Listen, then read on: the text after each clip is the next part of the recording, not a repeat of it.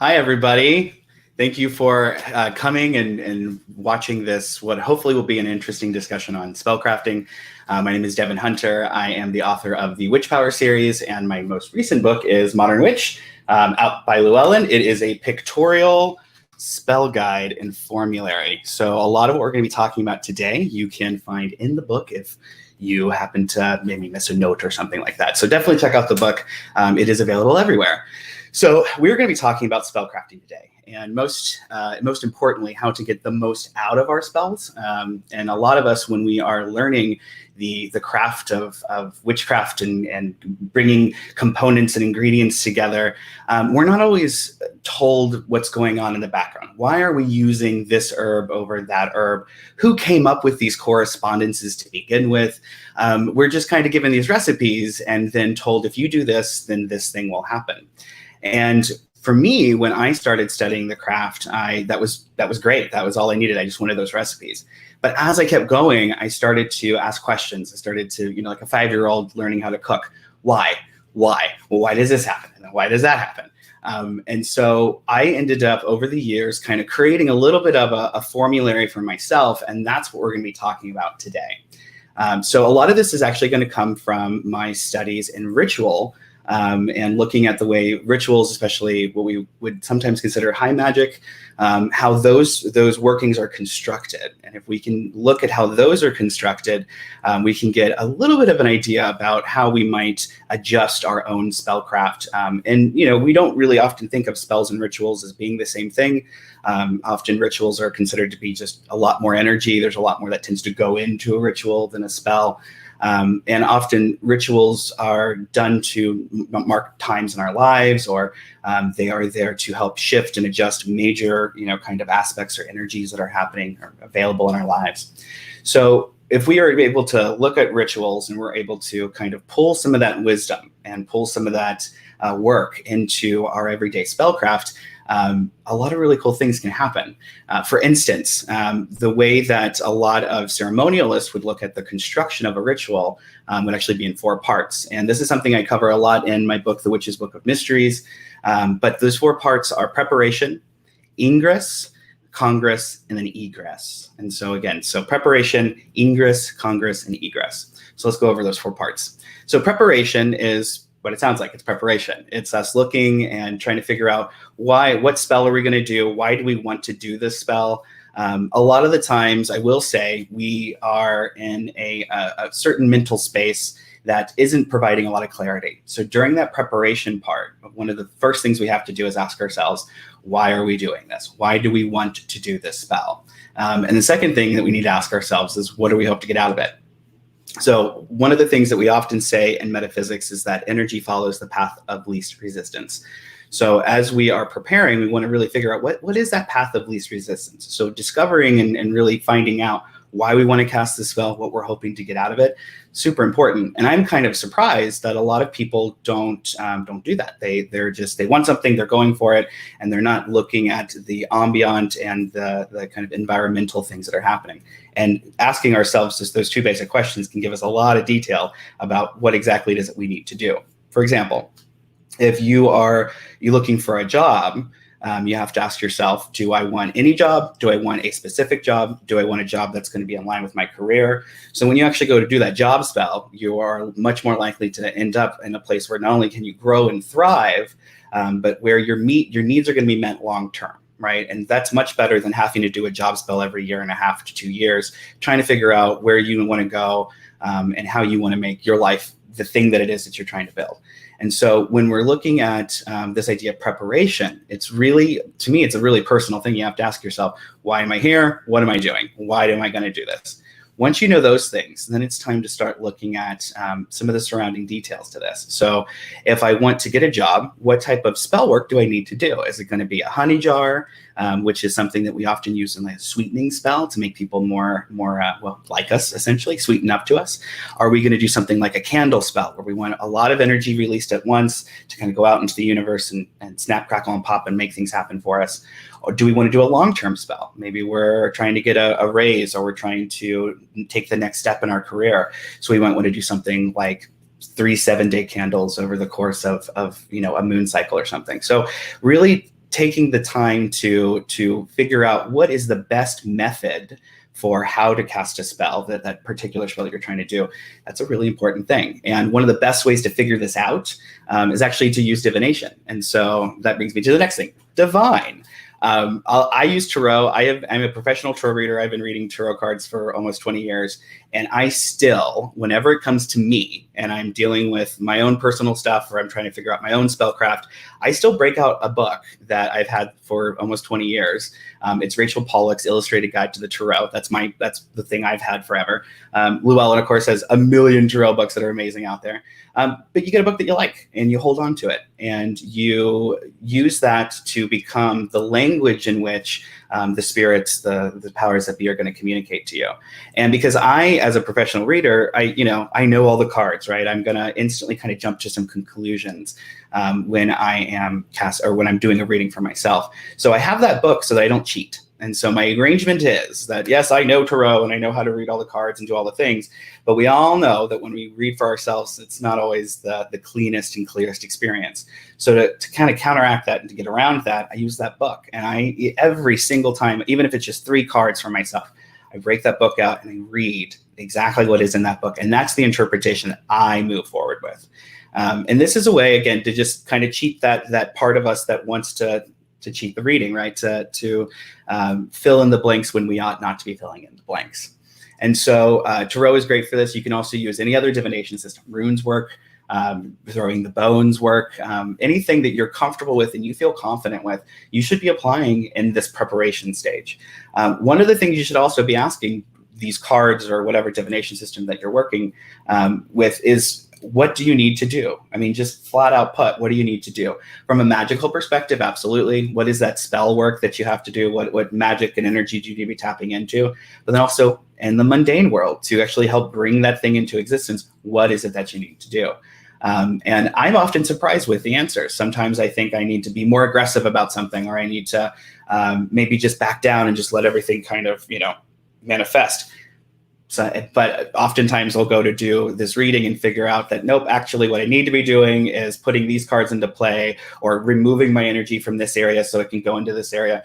And I find so much information about how my spell is going to be affected by just the way that my life is working in the moment, or by the ambient energy that are around.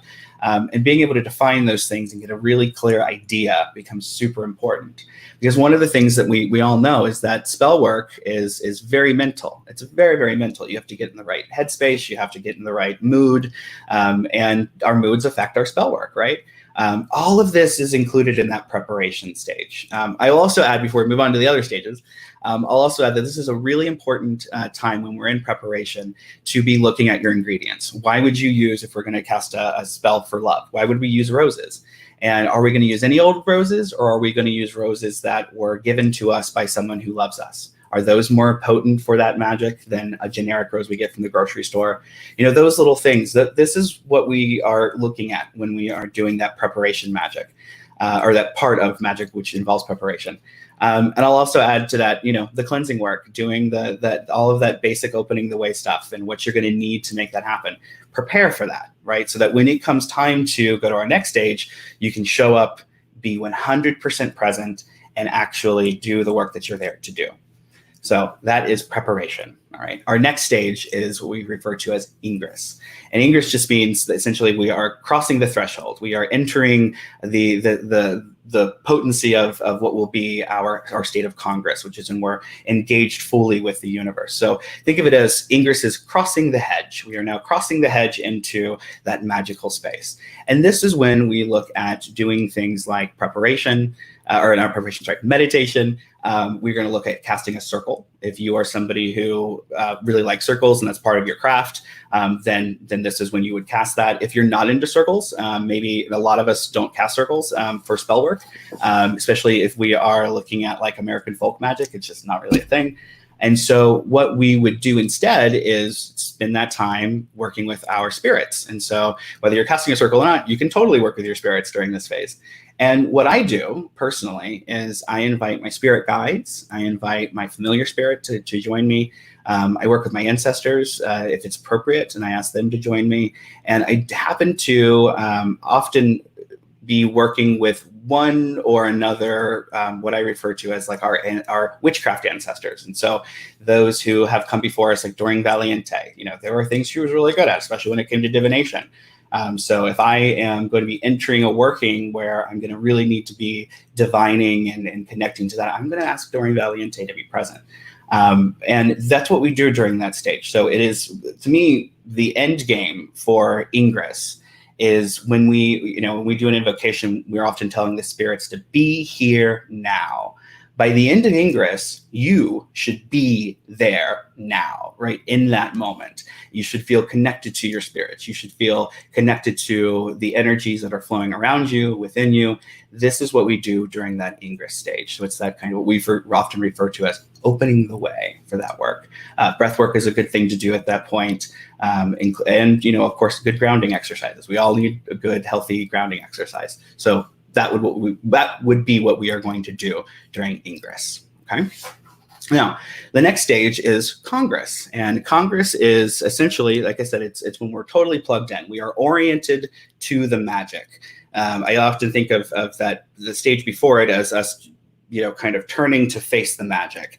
Here we are at Congress. We are facing the magic. We are fully engaged, plugged into the matrix, so to speak, and that's where what we often refer to as the real magic happens. This is when we are going to petition our spirits. We are going to command energies. We're going to weave energies together in any degree or fashion. So if this is us doing just a simple candle spell with like a chime candle, then we would be casting the spell at this point. You'd be saying the words, and you would be feeling the energy and putting it in and connecting to the color. And you would be doing all of those things during that act of Congress. So we often think of casting the spell as happening there in that space. Then we move on to the final stage. And the final stage is egress. And that is essentially crossing back over the hedge to get back to our side. So we are disconnecting from that full, intense download plug-in stage and going back into a grounded, again, be here now kind of place. And so at this stage, what I think is really important is that you are making sure that you're leaving everything behind. When I was, I'm a band geek. I was in marching band for a very long time, and we used to say, leave it on the field. And so we'd go to competitions and we'd be performing and we had so much energy. And by the time we were done, the whole point was that you should be exhausted. You should have left all of your energy there so that you're not taking it with you. And this is what egress does egress does for us. This is we are disconnecting. We are leaving it all there. If you are taking any of that energy with you, your spell is not going to be effective. We often talk about how once you have cast that spell, you got to set it and forget it, like the crock pot, right? And just kind of let it do its thing. And this is when we really make sure that those things are in place. And sometimes, for instance, if you're doing a spell working for like protection, or you've been really affected by the thing that you're doing magic work against, it's really hard to leave it all on the field. It just is. And so during this stage, what I will do is I'll check in with myself, and I'll really make sure, like, hey, is this energy still with me? Am I still thinking about this thing? Is this going to haunt me, right? We don't want our spells to haunt us. We don't want the thing we're doing to follow us around into the next thing that we got to leave it there. And so really making sure that is happening at this stage is the way to go. And so to do that, again, checking in with yourself, checking that energy. Am I still upset about this thing? Am I still thinking about this thing? And then the next kind of step with that is, am I really prepared to let it go? And I ask myself this question. Am I prepared to let this go? Do I feel confident in letting it go and leaving it here? And sometimes the answer is no. And if the answer is no, then I sit there and I meditate and I make sure that I can process as much as I possibly can. And then I ask myself again, am I ready to let this go? If the answer is it can continually no, then I know that this working is going to have problems because of me, essentially. I'm not letting it go. And so I'm going to be following that up with cleansing work. I'm going to be following that up with work that's going to help me untangle so that spell can actually be effective, because now I know I'm getting in the way of my own work. Aside from this, the other thing that I think is really important is that you do whatever it is that you need to do in order to help yourself step into life after the spell in a complete form, in a complete sense of, this work is behind me. I have done this. This is just completed. The hardest thing to do is get to the place where you really feel confident that your spell has worked. And the only thing I can ever tell somebody is that you got to fake it till you make it. It's just the truth. You have to convince yourself to suspend all disbelief. You have to convince yourself that it is time to let the universe do its thing and that you have done your part. And that's really, really hard to do when you're invested in something emotionally, when you're invested in something intellectually. And so during this final stage, asking yourself, what do I need to do to continue to make sure that the energy can follow a path of least resistance? I need to make sure I'm not putting extra resistance in the way of the work that I have to do.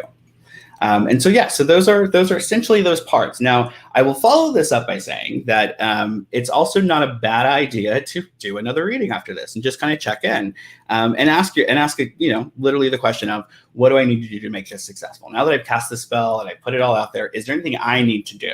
And you know what? Most of the time you're going to get it. No, you're chill. Just work on balance and integration and cleansing and all of that good stuff. But sometimes you're going to get some good follow up. You're gonna get you're going to be told you need to be open to making new connections in order to make this happen. You're going to be told that you need to be open to more exercise. Just weird things that you wouldn't think about. The cards are going to tell you. The stones will tell you. The runes will tell you. And it's your job to be tuning in and asking the questions. The information is there. All of the information you need to be successful with your work is there. It's just about finding it. And a lot of us would be surprised at how clear the message is that we can get through like tarot and divination surrounding our spell work, how we can actually get some juicy tidbits that will make that super effective.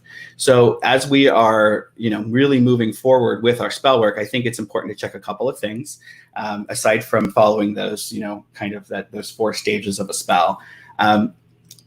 One of the things that I think is super important when it comes to casting effective spells is that once again, you're getting out of your way. We often yo-yo our energy. So after you cast a spell, if you find yourself slipping back into that thing, the next day or a couple hours later of thinking about it and worrying about what if it doesn't work or what if this thing doesn't happen, then you have to stop yourself. You are in charge of yourself. You have to govern the way that you are going to allow those thoughts and those habits and those things to get in your way. And one of the coolest things I've picked up in my little toolbox is actually something I got from Christopher Penczak, which is the word neutralize. And so if once you say something, you start putting it out there into existence, but you don't really want it to happen, like, saying something like, oh, I'm sure I'm just going to hit every red light on the way to work again today. You neutralize that. And so you instantly take that energy back, right? So anything that could get in the way or cross your energy, you go through and you instantly pull it back. You neutralize it. And I believe the practice is that he teaches something along the lines of you kind of visualize that thought is kind of disappearing into nothingness while you are saying neutralize. And it works. It's really a wonderful way of making sure that you're not doubling over on your energy, making sure you're not confusing your energy. And I found it to be absolutely a really great benefit. The other thing to do is to check in. So it's okay if you cast a spell and you're not feeling things land, it's been a week or two, it's okay to check in on it. Checking in on it is not the same as obsessing over it and worrying if it's not going to happen. You check in on it and say, what do I need to do to make this more effective? Sometimes you're going to find you need to burn another candle because one candle wasn't enough. That happens all the time. Okay, so you burn another candle. Sometimes you're going to need to do an extra little bit of cleansing work or something. So go through and check in on it if it hasn't started to manifest yet.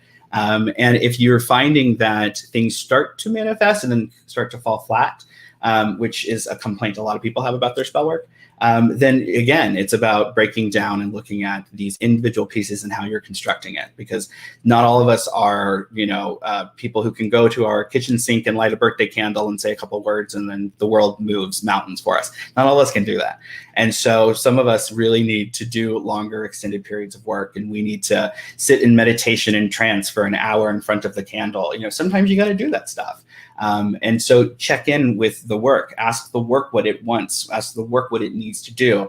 And if you are working with spirits, make sure that they are 100% involved in this process, right? So if you're working with a deity, I work with the goddess Diana, she's involved in everything I do. And so I'm always asking, Diana, please give me insight. Diana, please give me the clarity that I need in order to really make these things happen.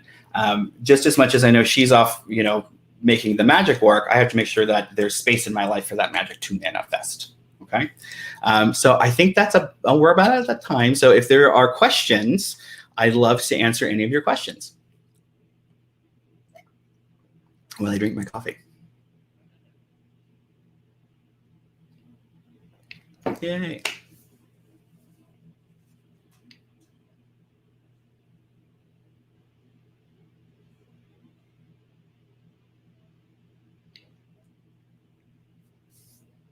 Okay, so I'm so glad. Thank you. So it looks like Will Burr is asking the question about astrological weather and how that is affecting spells and what my thoughts are on that. So I love astrology. I am a big fan of astrology, and the way that I tend to approach astrology, especially when it comes to witchcraft, is a matter of influence. And so if you want to, like right now we're in Mercury retrograde, and a lot of people say, don't cast spells in Mercury retrograde.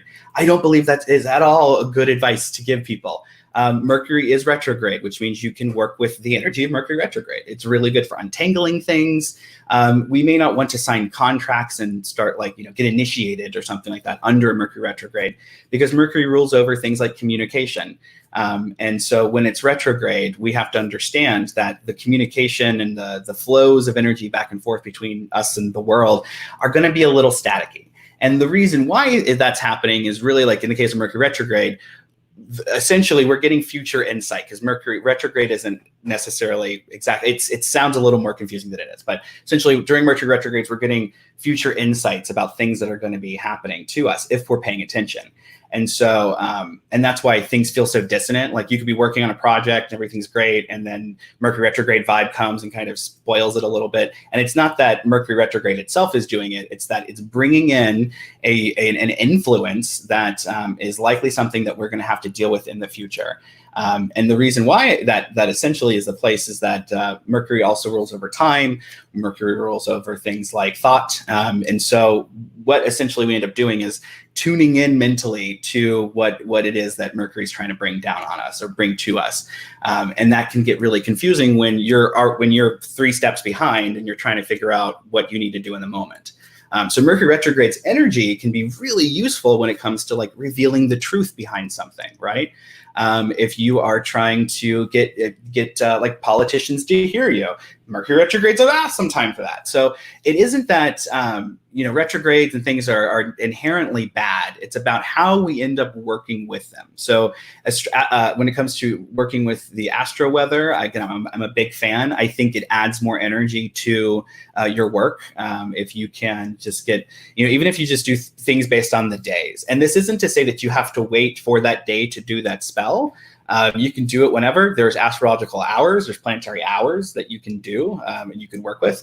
And so you don't have to wait necessarily for a day if you want to get really hardcore, kind of strict with it. But what I think is even better, an even better approach to all of this is that you make things that you'll use in spell work later during certain astrological times. So for example, you may not need a truth oil now, but Mercury is retrograde. So now is a perfect time, to make a truth oil that you can use all year round when Mercury isn't retrograde. But because you're working with Mercury retrograde, you can make a really potent truth oil right now.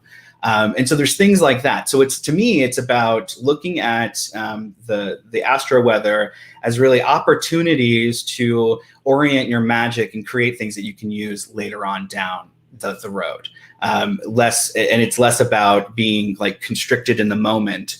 If you got to cast a spell, you got to cast a spell. That's just what it is. And I have cast very effective spells that had nothing to do with the astro weather, or the astro weather should have been very against it, and it still worked out great. So I think it has to do with influence. I think it has to do with kind of being tapped into a cosmic, current of energy. And whether or not we are super into astrology or not, we're all being influenced by it. So in my mind, the way that I approach it is to kind of jump into that. If you want more information about that, in my book, The Witch's Book of Power, there are 20,000 words smack dab in the middle of the book that breaks every single planetary placement down and all of the stuff, what it is good for magic, all of that stuff is there. So I think it's very useful and it can be very helpful, but it isn't necessarily something you have to bind yourself to. Let's see here. So when I say check, so Nancy is saying, when you say check in on a spell that seems to be working correctly, do you mean rework it or parts of it or do divination? If it seems to be working, leave it alone. Like totally leave it alone. What I'm referring to is if you feel like it's not working, you should check in on it and ask, why isn't this working? And if it's not working, then you can make adjustments as it's all happening, right? And so we often say you don't want to go in and mess with your spells because you don't. If it's working, leave it all alone. Like that's great. But you're cooking something, right? And so there's nothing wrong with going back in and putting more salt in the soup, right? Or an extra dash of pepper to make sure that it's going to be the flavor you want it to be. It's going to be the soup that you remember. That's totally okay. But if it tastes good, don't muck with it. Let's see here. Next question. Is there anything you recommend that will help piece together the story Tarot tells in a spread, like how one card affects the next? Yeah. So what I do, I am not a fan of complicated spreads. I think like I'm going to say something and a bunch of Tarot people are going to gasp. I will go on record and say I loathe the Celtic cross spread. I think that it has made all of us very lazy. And so when I am doing like working with the tarot, I keep it as simple as possible. I will use combinations of what I call isolation spreads, which is just 3 cards, and it's not past, present, future. I want to tell a story. And so when I'm teaching tarot to people, I often teach the work of what we call tarot storyboarding, which is when you can take one card and another card and another card, and they may not add up together, but your job is to tell a story using those as markers. So if I went from the 2 of Cups to the 3 of Cups to the Tower card, then my story might be, the character was getting married and then went out and partied too hard, did something she shouldn't have done, and ended in divorce, right? So you can just look at the 3 cards and you just make up a story, and you do this for fun. Like just do this on your own for fun. And what it'll do is actually teach you how to put the cards together, how to put the information together. So working in it, learning tarot in a very fun way, I think is helpful when it comes to this more serious stuff of, okay, well, know what really is going on, how we put the pieces together. The other thing I will say too is you can just use the major arcana. So if you are somebody who gets really confused by the other cards and you really want answers for, now, you can stick with just the major arcana and add the other stuff in later. The major arcana will give you everything you need to know. And I know way loads of readers who only use that major arcana. So there's a lot of ways of going about using the tarot and working with it. But I think creating that storyboard is a really wonderful way of piecing everything together when it comes to actually doing the divination that would be required for some of these effective spells. Next question is if you work with herbs, fresh or ones that you had in stock. So I work with all kinds of herbs, whether they're fresh or they're dry. I prefer freeze-dried herbs if I have to go dry, but that isn't always possible. And that has to do with basically how much oil is still left in the herb, how much of the essential oil essentially is left in the herb. So I happen to be a fan of working with fresh and freeze-dried if possible. But then there's things, I make a lot of oils, I make a lot of soaps and things like that. And so I don't use fresh herbs for those things because those would be bad for the long-term shelf life of the product. So there you go. All right. And then Diana is asking, what is the book you mentioned that you read when you were doing tarot for yourself? So I am, so Rachel Pollack is an amazing tarot artist and tarotist, and she has written so many books and she's amazing. And there's a book called The Illustrated Guide to Tarot that is just a favorite. And I will be honest with you and say that I believe it's out of print and has been for about 10 years now. And so you probably will be best like eBaying it or something like that. There's also 78 Degrees of Wisdom, which is also a great book. That's by Rachel. It doesn't really matter what book you're using, and you could use the book that comes with the deck. That's perfectly fine. It's more about you going into it with the understanding that this is the book you're using. So it doesn't matter what book you use. You just want to stick with one book and make sure the spirits and the energy knows that you're working with, that this is the language they have to use. As long as you're setting those rules, it shouldn't matter too much. All right, any more questions? How important is it to get your correspondences correct in spell work? Correspondences are very personal, actually. And so this is something I break into a lot in all of my books, all 4 of the books. I talk a lot about correspondences. Correspondences come from mostly tradition, just to be honest with you. So the idea that like, Earth is always in the north and fire is always in the south, that comes from somebody else. That doesn't necessarily come from you or anything that you are modernly aware of. And like, I live in California now, and so it's perfect for me because the way it orients is that there are mountains in the north, there's a desert in the south, in the east it's like kind of an arid tundra, Nevada kind of area, and then we've got water in the west. It perfectly lines up. But when I was in Ohio, that was not the case. The nearest mountain range was actually in the east. We had Great Lakes to us in the north. The closest thing to fire would have been way down south. And so you really need to orient yourself to what it is that is local to you when it comes to correspondences. And following your instinct, I think, is really important when it comes to how we're casting spells. So correspondence over instinct, I think instincts are more important than correspondences, personally. But that's me. Okay. All right. I think that's about our time, everybody. Thank you so much for tuning in to listen to me talk about spell work. If you're interested in more, you can always just go to modernwitch.com. I have Modern Witch Podcast. We talk about this stuff all the time. There's hundreds of hours of content available for you to download and listen to right now. Once again, my latest book, Modern Witch, out by Devin Hunter right now from Llewellyn Worldwide, and it is a pictorial guide to spellcrafting. So thank you, everybody. I really appreciate it.